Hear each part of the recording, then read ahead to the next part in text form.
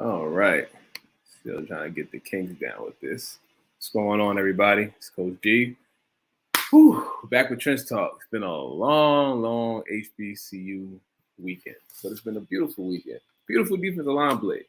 Beautiful trench play. So we're here to talk about it. I won't hold you too long. We're going to get right into it. And we're going to start my defensive lineman of the week. My defensive lineman of the week, man, it took a lot of film, finding stats. It's another thing. I just want to bend a little bit. Listen, HBCU programs, like, you have to let your release your stats ASAP. You have to release your stats ASAP. Like, that is something, I'm sorry, looking through my phone. Like, that is something that's very crucial to the scouting process, to these players' livelihood. The players that want to go, to the next level, they need their stats out. And I just think we need to just do a better job. That's all. I'm not knocking y'all. I'm just saying we need to do a better job of getting our stats out so guys like me could properly assess, properly look at, the stats on top of the film so I could come together and get a nice breakdown for your student athletes. So just putting that out there. But we're gonna start off. With my defensive line of the week. Defensive lineman of the week. Sorry, my defensive lineman of the week. As you can see here, my edge guy, Andrew Farmer, second, Lane College, 12 tackles, 9 solo tackles, 6 tackles for loss, and 1 sack. Now, there's a lot of good edge performances this week one. It's a lot of them. Not gonna lie to you. It was some really good ones. Some that were more stat based, some were more film based on the edge. But I'm gonna give it to Farmer. I mean, he played up, division. He's a D2 athlete. He's playing against UAPB. We played against last year. He didn't have the best performance last year versus UAPB. So I was looking forward to him playing better and definitely going against, arguably, one of the best offensive linemen in the FCS, Mark Evans. And, he did fairly well against Mark Evans. Now, when he got his sack, it wasn't against Mark Evans. Whatever they tried to block him with a tight end. Not personally what I would do to block a defensive lineman, but you don't block a defensive lineman with a tight end. Like I tell my defensive guys that I coach personally, I say, listen, don't let a tight end or a receiver block you. Don't let a tight end or receiver block you. That's not what we're doing here. So I just want to shout out Andrew Farmer first, because Andrew Farmer, I'm pretty high on Andrew Farmer. I watched him a little bit last year, and I started watching him more in the off season. And I like his intangibles. I think the biggest thing for him is to just get some more counter moves, because he's pretty solid against the run, because he has really long arms. He has a solid punch. He doesn't catch too many blocks. He does a good job of not catching too much. He's fast. I'll say he's quick. He has in-game speed. He's able to track, the play from behind, and he's able to make plays in the backfield. He's able to make plays downfield. He has pretty decent motor too.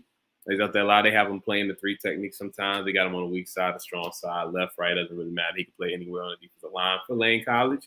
And, granted, they put up a lot of points on Lane, but that wasn't all his fault. UAPB, I'm sorry, let me be specific. UAPB put a lot of points on Lane, but it's not entirely his fault. But I like to say in his one-on-one matchups, he did pretty well. I'm not gonna lie. He did pretty well, and I'm happy for him. I gave him this award for this week because I just feel like he's progressing. That's what I want to see from defensive line guy. Are you progressing? Are you getting better? Are you getting better at all? So for him, he's getting better, and I want to shout out to him. We chat through social media, but he's a very humble young man, nice young man, and I'm wishing him the best. I just think for him, the biggest thing is work on counter moves. He has to get more tricks to his trade. You want to say he needs more tools in his toolbox. Definitely when it comes to pass rushing, because they want to see you pass rush. Now, granted, Coach G, a guy like me, I want to see if you can run stop. Pass rushing is a beautiful thing. It's more fun. It's pass rushing. It looks cool, but he can stop the run. So that's why I like him a lot. That's why he's pretty high on my list when it comes to my D2 edge rush. He's number 2 behind Josh Pryor, but Josh Pryor is he can stop the run. Probably the top run stopper in D2 from the edge position. He's the goods. Now, pass rush wise, once again, Farmer, he just has to work on his counters. Once he works, his initial pop is nice. He has a nice, his long arm could be devastating. And then his counters off his long arm could be devastating. He just has to continuously work on that. Then work on the counters. I would love to get to an opportunity. I come down the lane. I could just hands on, show them a couple things, show them a couple moves. I show my defensive linemen, that I trained up here. I mean, it'll be, but that's something that we could talk about in the future. But for now, Andrew Farmer, congratulations. You are Coach G's defensive lineman of the week for week 1. Let's continue to build, continue to build, continue to build. Next, Brandon Tucker. So I was going back and forth with the interior defensive lineman of the week because, stats, stats sometimes stats do lie. Sometimes stats do lie. A lot of the time when it comes to these interior guys, the best interior guys don't really have the best stats because they're just doing their job. They're doing their job, and their job is to plug and let their linebackers run free, and the play comes to you, play comes to you. And then when you get your chance of one-on-one in the pass rush, you just do your thing. Now, for Tucker, he had a good game, and he went against an FBS opponent, Group of 5 opponent. So I'm always going to show love to guys that go, that play up, and he played up, and he showed out. And then when it came down to it, South Carolina State really needed a jolt of energy, a little boost, and he came through with a nice strip sack.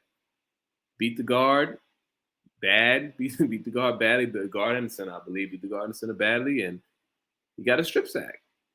It was beautiful. He did a nice power move, and he bent. You like to see our big guys that could bend. Big guys that could bend are beautiful because you could close that pocket down and flush the quarterback out. You trust your ends to make the play, or you just blow it up.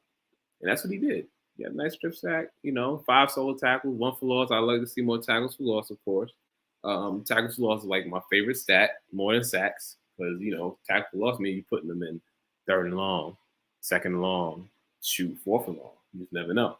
I like that. But I'm not going to take anything from him. He, South Carolina State's defense is one of the cream of the crop in HBCU football. And it starts from the guys up front. And for him, he's a strong kid. He voted he'll be all MEAC this year. There's a reason for that.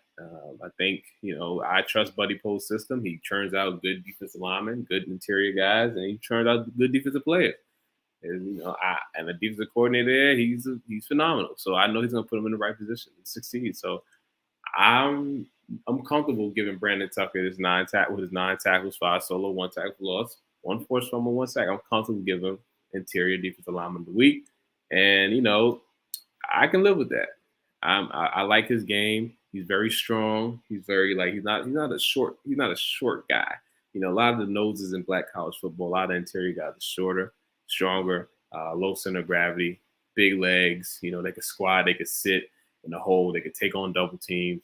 His pass rush has gotten better. I like for us. So I mean, if he's doing that versus UCF, I'd love to see what he continues to do. I know they play South Carolina this year as well. So he has another test. He gets 2 FBS opponents to showcase his ability. 2. He gets 2. And I like that for him. I love that for him. Him, Andrew Blonsky, and Patrick Godbolt, who I think could have had a better game. Godbolt, I like his game too. But I think they all feed off each other. I think there's another kid, Merriweather. It's another kid, Merriweather. 96. If I'm mistaken his name, I'm sorry. But they have a nice little unit there. I thought they would have I still think they're one of the top defensive linemen in FCS and definitely in HBCU football. So, hey, all in all, congrats, Tuck. Congrats. We talk every now and again. You worked your butt off. You said you want to try and keep going and push, press. I love it for you. So, congrats, my brother. You deserve it. Congrats. So let's see what we got here. Next, my defensive line of the week, Fayetteville State University. So I'm high on Fayetteville State University's defensive line. They had 5 sacks, 9 tackles for loss as a unit. That's pretty good. That means you're putting them in very negative situations. That means you're putting them in 2nd and 3rd and long. That's beautiful. You want to force the offense to have to gain more than 6, 7, 8, 9, 10 yards to get a first down. That's beautiful. You get them in that position, more than likely you're going to get off the field, and that's the key. Nothing worse than being a 1st and 2nd down team. If you're just a 1st and 2nd down team, you get them in 3rd and long, they always seem to just dink and dunk you up the field, dink you up and down the field, then, you just – it's going to be a long day. You're going to be a lot of tired. But I do want to give a shout out to those young men from Fayetteville State. I like their game a lot. You could tell they play together. You could tell, and I think some of them are kind of new to the program, but for the most part, you got the guys like Morrell and Cowan. I think his last name, yeah, Cowan. It might be pronouncing it, but I know his first name is Devin. I think you got a brother named Oxy, Harrington, Benyard, Graham. Like the defensive line took over. They had all the tackles for loss and they had all the sacks for the most part. They pretty much had all the tackles for loss and all the sacks for this school. I think they held Pembroke to like 50 yards rushing. Or was it 50? No, hold on. No. They had like 38 yards rushing. And they've been trying to jump over that hump with Pembroke. So I had to give it to them. It was either between them or Jackson State D-Line. Either between them and Jackson State D-Line, but I'm okay with picking Fayetteville State because they were trying to get over that, like I said, a hump of trying to beat this team, Pembroke. And they finally got over the hump. They gave about 200 yards passing and 38 on the ground. Not bad. They held it down because their offense didn't really produce many touchdowns. I think they scored 15 points. Yeah, they scored 15 points, and they were able to just hold it down. So I'm happy. I'm happy with what I see from Fayetteville State defensive line. They look like they play together. They look like they play hard. They can get to the backfield. A lot of the time, they were meeting each other in the backfield. You like to see that from your defensive line. Cowan and Morrell, they're good edge defenders. I like their play style. They're kind of one of those like speed rusher kind of guys, not the biggest, but I think Devin has some nice size on him. Morrell's a little shorter, but he's quick and he's active. His hands are active, his feet are active, he's constantly moving. So you like to see that from your defensive lineman. He has good bend at the top. He gets past his guy. He doesn't run upfield like a lot of defensive linemen like to do. They just run upfield and just hoping they run into something. No. They bend at the top. They pick their spot. They bend, get to the quarterback. I love to see that. And their tackles for loss came from them just being explosive off the ball. They have really good hip explosion. So whoever their coach is down there, they are working, training those hips. They have strong hips, you can tell. When they're knocking people back, like Oxy, knocking people back. Big kids, though. I mean, Fayetteville State got a nice size defensive line. Like they really do have. I think those guys pushing 280s plus. Not the biggest guy, not the tallest guys, but they push 280s plus and they knocking people back. I love to see it from them. Love it. And that's going to keep them competitive in the CIAA because at the end of the day, the trenches win championships. Trenches win championships. And that's why the best trenches that you've seen in the past 3-4 years have been Bowie, and that's why they continue to win because they have the trenches. But Fayetteville State been right behind them, trench-wise. It's been a joy to see. So I want to say shout out to Fayetteville State. Fayetteville State, shout out to you because y'all put a whooping on Pembroke's offense. Finally got over that hump. I know how it feels. It's just to get over the hump. It's like, whew. It just feels good to get over the hump. I tell you, it feels really good. So I want to transition slightly over to some guys I want to highlight. So we have this duo that's brewing. In Jackson, Mississippi. These two guys right here. Niles Gaddy and Antonio Doyle. I think Doyle's a FBS guy. Transfer. Actually, both of them are. I think Gaddy was at Tennessee, and I think Doyle was in the SEC as well. I want to make sure. Who's in the SEC? I know that for sure. Oh, A&M. Oh, okay. So he's at A&M. So, yeah, he was in the SEC. So these two guys had something to prove against FAMU. They had something to prove, and they proved it. I think that might be the best pass rush duo we got. It might be the best pass rush duo we got. Not even might be. I mean, it's one game, but, my edges, I'm looking for them. I mean, for FCS, D2-wise, it's clearly Morrell and Cowan. Like, for Fayetteville State, those are, like, top edge duos. Now, Virginia Union has a good edge duo as well. Xavier and Armani, they're pretty good as well. I'm not going to take that from them. But we're going to talk about FCS. FCS right now, I gotta give it to Doyle. Doyle and Gaddy. I gotta give it to them. They inserted their dominance on FAMU's offensive line. They could not block them. I have two clips I want to show you. One with Gaddy's sack and one with Doyle's sack. And this is where it's going to get interesting because Gaddy made this sack from the zero.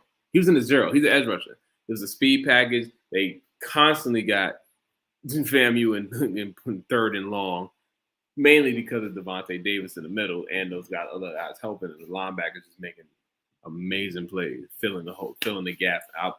It was a sight to see. I was wrong. I thought FAMU was going to take the game. I'll admit when I was wrong. I was dead wrong. Dead wrong. But I'm going to show you these clips. And when you look at these clips, right? Hold on. Let me change. I'm still getting used to this thing. All right. So when you look at this, the first clip is going to be Niles Gaddy, right? Just watch him at the zero. Watch him. Here we go. Another video. Share screen. Yeah. There we go. Let's share this first. Watch Niles Gaddy. Just watch him. Oh, wait, hold on. How you do this? Oh, okay. Sorry. All right, watch Niles Gaddy. He's right here at the zero. He knocks the center back, throws his rip, flips. Look at he flip his hip at the top. This is what I mean by flipping your hip at the top. Watch him flip that hip, flip the hip at the top, and bend and get to the QB. Watch it again. He flips his hip at the top, clears him, flips his hip at the top, clears him, clears him, clears him, clears him with the hip, and he makes the play. I could watch this play over and over. They had him at the zero. When you could get that kind of push from a 240 or 230 pound outside linebacker on third and long from the zero, you're doing pretty good. Watch it. Flip the hip and bend. Flip the hip and bend. That's how you have a violent hip turn. Violent hip turn. I believe he trains with Coach Chuck Smith, if I'm not mistaken. I could be wrong. Watch him flip at the top. Make the play. Make the play. It's beautiful. Now, let's watch. Now, we're going to watch. Here we go. We're going to watch Antonio Doyle's sack. Watch him here. Bottom of your screen. This is what you call a stutter bull. First of all, look how far back he is. He has no respect for this offensive lineman right here. He has no respect for him because he knows Musa's not going to run. Musa doesn't want to run. Musa doesn't want to run. So he knows he has a statue back there. So as a good defensive lineman, if you know you have a statue, not really fearful of him bouncing outside or anything like that, you can take a chance and just knock the tackle back. You can take a chance. So watch him here. This is him right here. Look how far back. He's about 2 yards back. So he's getting a 2-yard head start from the ball. Then by the time he gets to the offensive lineman, he has about 5 yards of full head of steam to run into his chest. Now watch it. Boom. Now watch this. Look. See? Look back. Watch how his angle changes. His angle changes. The offensive lineman has to kick out. He kicks out, right? Now watch. His angle changed. He worked him upfield to get him to turn his shoulder. Then he turned back. And he took that foot and he drove into him. Knocked him square back. Had his hands under the dude's elbow into his armpit. Knocked him up. And now is one-on-one with the quarterback. Because guess what? Musa wasn't going to move. He knew Musa wasn't going to move. Look at the statue. Statue. He's a statue. So when you're playing against a statue, I mean, you can make this is a perfect stutter bull. It might not even be a stutter bull. It might just be speed to power. Boom. Knocked him back. That's a sack every time. That's a sack every time. That's beautiful. Watch him. Every time. That is how you play football on the edge. You done beat him upfield all game. Now he's nervous. He's turning his shoulders, trying to just find some way to defeat you rushing outside and beat him outside. And guess what he does next? Turns his shoulders in, boom. Crown of the helmet right to the chest. Explode through with your hands. Knock him back. I can watch this all day. This is beautiful defensive line play. That's how it's done. Close the pocket down. They rushed 3 people and got there. How many people in the backfield? Let's see. I mean, how many people blocking? They had 6 blockers versus 3 and got a sack. This might be the best edge rushing tandem we got right now. They were so aggressively violent and tenacious against FAMU that they couldn't do a thing. I mean, look at the nose guard, number 92. Look at him defeat 3 blockers. Look at him. Look at the nose guard. Push, pull, then he ripped, then he cleared 3 blocks. It was 3 on 6. It's 3 on 6. It's 3 on 6. It was 3 on 6. Listen, I didn't think I thought it was gonna be a small fall off from last year because of how James Houston just lost his mind and just played all. It was watching James Houston play football was beautiful. Thought it was gonna be a slight fall off. Like Gaddy was playing all last year. I mean, Gaddy was he was a baller too. So I'm not taking anything from Gaddy, but clearly Houston was the guy last year. This guy that they got from Texas A&M, Doyle, he looks like the goods right now. He was All-American at a point before he was out of high school. He was All-American. He's the goods. So hey, listen, I could go on a ledge and say that I think I like this group. I like their defensive line rotation. I like their edge rushers more than the interior. I like the edge rushers. The edge rushers are prototypical. Tall, long arms, violent hands, quick, strong. I'm here for it. I'm here for it. I'm probably going to be calling their name a lot within the next 10 weeks, 10, 11 weeks. And that doesn't bother me none. I mean, others going to have to step up. But they clearly was like, listen, y'all, everybody talking about Isaiah Land. Here I am. Well, shoot. I mean, Isaiah Land got his sack. Beautiful. But I would have loved to see Isaiah Land be a little bit more impactful on the game. But that game got away from them. That game got away. It was nothing they could do after the first quarter, to be honest with you. It was rough. It was rough to watch that. Definitely from the guy that thought that FAMU was going to cover the 1.5 spread. It didn't happen. But it's cool. It's cool. No big deal. So let me transition. And left off with the new Bass Brothers. We talked about Fayetteville State's defensive line that I have high praise for. Now I want to I already covered Gaddy. I want to show love to Tim Alderman, who had 2 sacks, 2 nice sacks, 2 tackles for loss, 5 total tackles, 3 solo versus Tuskegee. Tim Alderman's going to probably end up being my top FCS edge rusher the way he's going. And he already had 2 sacks, and he's prototypical. Tall, long guy. Look at long. It's him right here. It's Tim Tim Alderman in the middle. Long arms, long limbs, quick, good bend, really good bend. And he plays so violent for his size. He's not the biggest guy, but he plays very violent. He's going to get bigger. He's a young guy. He's going to get bigger.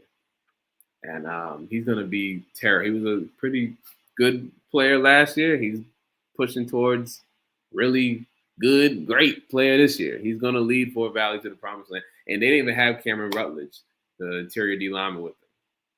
So those 2 together are going to just dominate most offensive lines that they go against. Most. For sure. So I also want to, before I get out of here, I want to give a shout out to DeMontario Anderson. He had 14 tackles versus Prairie View. Now, the reason for that is because Prairie View kept running the rock. But 14 tackles is 14 tackles. And once again, statisticians, I kind of saw it on. I thought he had more tackles for loss. He said he had 1. I'm pretty sure he had more than that, but I was watching some tape. I watched the film. I like what I see. He's a really good athlete. He is a violent guy too. His hands stay moving. Hands always moving. Counters, boom. Counters, hit him, spinning. He'll spin aside. He'll do an arm over. He'll do a rip. I mean, he's had to spin. I've seen him do a couple. He tagged me in a video of him spinning. So he has a spin in his bag as well. There's a double swipe in his bag. His outside chop could be, he could actually have a really good outside chop. If he comes off of that with a long arm, either the long arm or a stab with an outside chop, it'd be cool. If he starts doing that cross chop too, beautiful. Beautiful. So I like his game. Now, him just defending, I want to see if he could defend the run. And he showed me he could defend the run. I'm not going to blame all of that on him. That game got away from Texas Southern. But they got to learn to stop the run. I think he did a pretty good job. I know Coach Caesar coaches him up well. I talk to Coach Caesar every now and again from Texas Southern. Listen, sometimes it's just not your game. But DeMontario Anderson, I want to give a shout out to you, my brother, because I watch you work and I've seen you work and we talk. I get it, and I'm hoping that I can give you one of these player of the weeks one week. Because all the potential is there. All of it's there. So continue to push. Okay. And now I want to just say, like, my defensive line, guys, biggest thing I want to tell y'all have to find y'all a counter move to these moves that y'all have. It's not enough to just do one move and just stop and then start peeking and spying the quarterback. Continue to rush. Pick a spot if you're a speed guy. If you're not a speed guy, work the outside shoulder. Attack that outside shoulder, that offensive lineman. The key to beating the offensive lineman on most of these pass rushes is to get their feet 50-50. If you want their back pointed towards the sideline. If their back is pointed towards the sideline, more than likely they're not strong enough. Okay? When their feet are staggered and they have that vertical step on that vertical set, they're strong. What you want to do is work them upfield, make him turn his back to the QB. Once that back is turned to the QB, he is not strong anymore. And then you do with him as you feel. But make sure y'all have a counter. Continue to work on your counters every day. Okay, if you do a double swipe and it doesn't work, then you got to throw something else. Spin back inside. Do a cradle move, something. Oh, almost gave away my move. You ain't hear that. But yeah, so this has been another good week. Trench Talk, Coach G. Shout out to the guys that I mentioned. Devin Cowan probably gonna be top edge rusher in the CIAA. Armani may have something to say about that. Armani from Virginia Union, I like him a lot. Tim Alderman, him and Malik Barnes are gonna be neck and neck for the CIAA. For the CX spot. Who else can I think of? That's pretty much it for right now. But next week, what day am I looking at? So Friday, I'm more than likely going to do my preview for week 2. Week 2 is going to be phenomenal. I'm actually looking forward to week 2 a lot. So stay tuned. Continue to check in. Make sure y'all share. Make sure you follow Twitter, Coach Huggins Jr. Same thing on my Instagram. And follow, still learning how to work this. Follow Draft HBCU. Draft HBCU, follow Draft HBCU. And y'all have a blessed day. And until next time. Blessed night. Blessed evening. It's 8:14 where I'm at. So blessed night. And I'll holler at y'all next episode. All right. Peace and blessings.